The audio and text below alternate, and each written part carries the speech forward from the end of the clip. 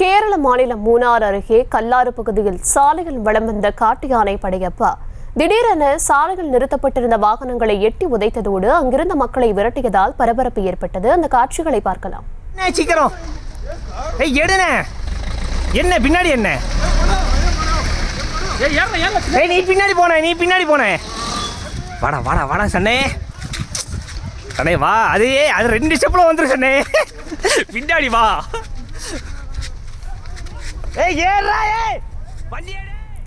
கேரள மாநிலம் மூணார் அருகே கல்லாறு பகுதியில் சாலையில் வலம் வந்த காட்டு யானை படையப்பாவால் அங்கிருந்த மக்கள் பதற்றம் அடைந்துள்ளனர்.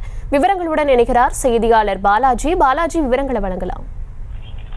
தர்ஷினி, கேரள மாநிலம் மூணாறு பகுதியில் பார்த்தோன்னா கடந்த சில ஆண்டுகளாக படையப்பா என்னும் காட்டு யானை தொடர்ந்து பொதுமக்களை அச்சுறுத்தி வருகிறது.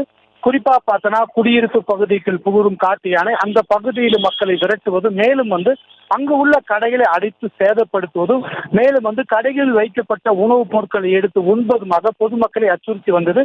இந்த சூழல்ல படையப்பா யானை இன்று திடீரென கல்லாறு சாலையில் திடீரென வலம் வந்தது.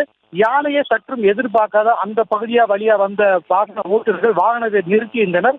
எதிர்பாராத விதமாக யானை அந்த வாகனத்துக்குள் நடுவே புகுந்து தான் செல்லும் பாதையில குறுக்க நிறுத்தப்பட்டிருந்த வாகனத்தை அடித்து உதைத்து சேதப்படுத்தியது. மேலும் பார்த்தோன்னா யானையை கண்ட பலர் அந்த இடத்தை விட்டு தப்பித்து ஓடினார்கள். பின்னர் அந்த படையப்பா அந்த பகுதியில் உள்ள வனப்பகுதிக்குள் சென்றது. கடந்த சில மாதங்களாக தொடர்ந்து மூணாறு பகுதி மக்களையும் சுற்றுலா பயணிகளும் அச்சுறுத்தி வருகிறது படையப்பா. தர்ஷினி,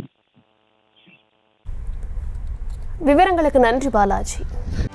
செய்திகளை உடனுக்குடனும் துல்லியமாகவும் தெரிந்து கொள்ள சப்ஸ்கிரைப் பண்ணுங்க.